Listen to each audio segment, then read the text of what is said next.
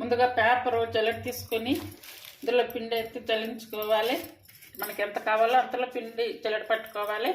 Machine పిండి పట్టించినప్పుడు టైట్గా వేయకపోవడమే మంచిది, ఎందుకంటే ఇలా దాంట్లో ఏమైనా నలకలు అలా చిన్న చిన్న ఏమైనా ఉంటూ ఉంటాయి. చూడండి, ఇప్పుడు ఇది ఇట్లా వచ్చి చూసారు కదా.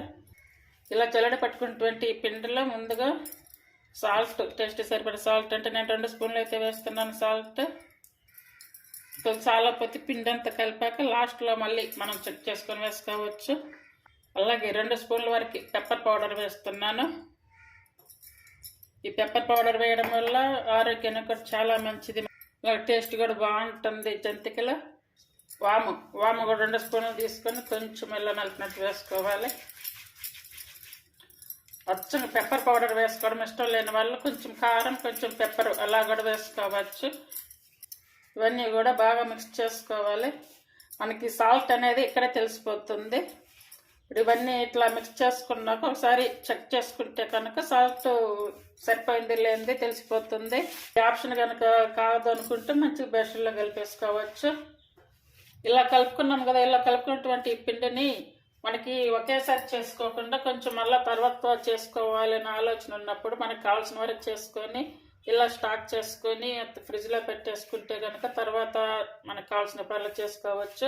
ఇప్పుడు ఒకసారి చూడండి, జంతికలు అవన్నీ అలాంటివి ఒకేసారి చేసారి పెట్టినప్పుడు కొంచెం ఎక్కువ రోజులు ఉన్నప్పుడు టేస్ట్ వేరేగా ఉంటుంది. అలాగే నువ్వులు అయితే ఆప్షను, మీకు కావాలనుకుంటే వేసుకోవచ్చు, లేదనుకుంటే కనుక స్కిప్ చేయొచ్చు. నువ్వులు వేసి జంతికలు తినేటప్పుడు పంట కింద నువ్వుల ఫ్లేవర్ తగిలినప్పుడు టేస్ట్ చాలా బాగా అనిపిస్తుంది. పిండి అంతా కూడా ఇలా మధ్యలోకి ఇలా చేసుకోవాలి. ఇప్పుడు ఇవి చూసారు కదా, పాలు కాసి ఇట్లా వేడి మీద పోసుకోవాలి. ఇలా కొంచెం కొంచెంగా పోసుకుంటూ ఇలా కలిపేసుకోవాలి. పాలు పోసి చేయడం వల్ల జంతికలు అనేవి చాలా టేస్ట్ వస్తాయి. మనం తినేటప్పుడు కూడా చాలా గొల్లగా చాలా చాలా బాగుంటాయి. నేను ఇందులో ఏ పిండి కూడా కలపలేదు, ఓన్లీ బియ్యం పిండి మాత్రమే తీసుకున్నాను. ఈ బియ్యం పిండిలో ఇట్లా ఈ పాలు, పెప్పర్ వేసి చెయ్యండి, ఎంతో టేస్టీగా ఉంటాయి. కంప్లీట్గా పిండి అంతా కూడా ఇలా కలిపేసుకోవాలంటే వాటర్ పోయక ముందే మొత్తం బాగా కలుపుకోవాలి. కలుపుకోవడానికి బాగా ఫ్రీగా ఉంటుందని నేను ఇలా పేపర్ మీద యూజ్ చేస్తూ ఉంటాను. పాలంతా ఇలా కలిపాను కదా, ఇలా కలుపుకున్నాక మళ్ళీ ఇప్పుడు వాటర్ వేసుకోవాలి. వాటర్ అయితే ఇవి కూడా హాట్ వాటర్ అన్నమాట. హాట్ వాటర్ అంటే మరి కొంచెం గోరువెచ్చగా ఉన్నటువంటి హాట్ వాటర్ అయితే వేస్తున్నాను. వాటర్ వేసినప్పుడు ఇలా పేపర్ మీద పడకుండా ఓన్లీ పిండిలోనే వేసుకుంటూ కొంచెం కొంచెంగా మనకి సరిపోయిన వరకు కలుపుకోవాలి.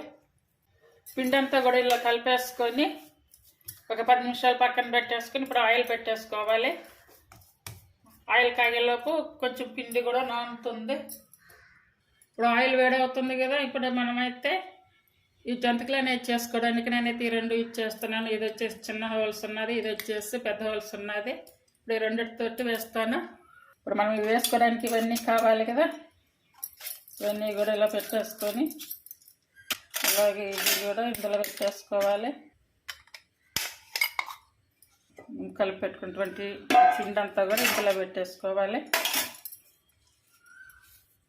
ఇది కొంచెం హోల్స్ ఇది సన్నగా ఉంటుంది కదా, ఇది ఇలా తీసేసుకొని కొంచెం ఇట్లా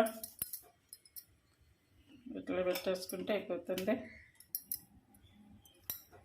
పిండి అంతా కూడా ఇందులో పెట్టుకున్నాక ఇప్పుడు దీన్ని ఇలా పెట్టేసుకోవాలి.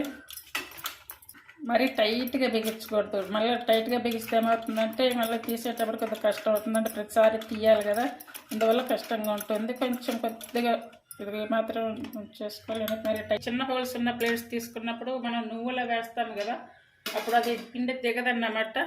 నువ్వులు వేసే పని అయితే కొంచెం పెద్ద హోల్స్ ఉన్నాయి వేసుకోవాలి. ఫస్ట్ అయితే పిండి కరెక్ట్గా వచ్చిందాకైతే మాత్రం ఇలా అనేసుకోవాలి. చూడండి, ఇలా దించేసుకోవాలి.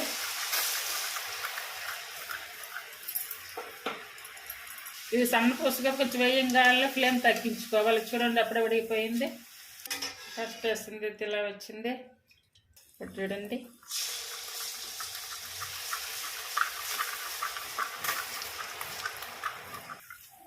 ఇదైతే బాగా మంచిగా వచ్చింది. చూస్తారు కదా, సెకండ్ టైం వేస్తాను, ఇది చాలా బాగా వచ్చింది. ఇంకా అన్నీ కూడా ఇలా చేసుకోవాలి. ఇప్పుడు పెద్ద హోల్స్ ఉన్నదంతా వేస్తున్నాను. చేయి కూడా పెట్టకుండా స్పూన్తోనే ఇలా పెట్టేసుకుంటే సరిపోతుంది. ఇప్పుడు పెద్ద రంధ్రాలు ఉన్నదంతా వేస్తున్నాను చూడండి. ఇలా చిన్న చిన్నగా కబాటు వేసేసుకుంటున్నాను. చూడండి, మరీ ఎర్రగా వచ్చేటట్టుగా ఉంచుకోకుండా కొంచెం ఇట్లా కలర్ వచ్చేస్తే చాలు, చూడిపోతాయి. చూడండి, ఇప్పటి వరకు వేసినవన్నీ ఒక ఎత్తు అయితే ఇప్పుడు దీంతో అంటే కొంతమంది కొంచెం డైరెక్ట్గా ఆయిల్ వేయడానికి భయపడుతూ ఉంటారు కదా, అదే కొత్తగా నేర్చుకునే వాళ్ళ ఇది ఒక ఆప్షన్గా చెప్తున్నాను వాళ్ళకి. ఇప్పుడు దీన్ని తీసుకొని ఇట్లా ఆయిల్ అయితే స్ప్రెడ్ చేసుకోవాలి. ఆయిల్ స్ప్రెడ్ చేసుకొని పెట్టేసుకొని దీని మీద ఇలా చిన్నగా ఒత్తేసుకోవాలి. ఇప్పుడు ఇది డైరెక్ట్గా ఇలా ఆయిల్లో వేసుకోవాలి. చూడండి, చాలా ఈజీగా పడిపోయి ఇలా ఇది ఒక ఆప్షన్గా ట్రై చేయండి. ఇంతే అండి, చాలా ఈజీ ఇది. దాని మీద ఇలా వేసుకోవడం, ఆయిల్ ఇలా వేసేసుకోవడం. ఇది కొత్తగా నేర్చుకునే వాళ్ళకి అయితే చాలా ఈజీగా ఉంటుంది. ఇది ఒక ఆప్షన్గా చెయ్యండి. ఇప్పుడు ఇదైతే జ్యూస్ ఫిల్టర్ది. జ్యూస్ ఫిల్టర్ కానీ అలాగే టీ కాఫీ ఫిల్టర్ది కానీ ఏదైనా పర్లేదు, బాగా యూజ్ అవుతుంది దీంతో. కొత్తగా నేర్చుకునే వాళ్ళకైతే చాలా ఉపయోగపడుతుంది. ట్రై చేయండి దీంతో. ఈ జంతికలు వాంపూస్ అవన్నీ కూడా రెడీ అయ్యాయి. ఇప్పుడు మనం బియ్యపిండితో పాటు శనగపిండి అలా చేస్తాం కదా, కొంతమంది అయితే అలా చేస్తారు. నేనైతే ఇందులో ఏ పిండి వేయలేదు, ఓన్లీ బియ్యపిండితోటి పెప్పర్ కలిపి చేస్తాను. చాలా బాగుంటాయి టేస్ట్, ఆరోగ్యానికి కూడా చాలా మంచిది. ఇప్పుడు శనగపిండి వేస్తే కనుక హెల్త్ పరంగా శనగపిండి వేసి కొన్ని తినకూడదు. అది ఇప్పుడు ఎలా బియ్యపిండితో చేసామనుకోండి, ఏ హెల్త్ ప్రాబ్లమ్స్ ఉన్నా కూడా మంచిగా తినవచ్చు వీటిని. ఈ రెసిపీస్ మీకు నచ్చినట్టయితే ప్లీజ్ లైక్ చేసి, షేర్ చేసి, సబ్స్క్రైబ్ చేయండి. అలాగే ఛానల్ని సపోర్ట్ చేయండి. వీడియో చూసేటప్పుడు లైక్ కొట్టగానే హై పాయింట్స్ వస్తాయి, హై పాయింట్స్ కూడా ఇవ్వండి. అందరు కూడా ట్రై చేయండి. ఇలా ఈ ఫిల్టర్ పెట్టి స్టైనర్ తోటి కూడా చేయండి. చాలా చాలా ఈజీగా వస్తాయి, చాలా తొందరగా అయిపోతాయి. కొత్తగా నేర్చుకునే వాళ్ళకైతే అది చాలా ఈజీగా చాలా ఉపయోగపడుతుంది. అందరు ట్రై చేస్తారని అనుకుంటున్నాను. Thank you for watching.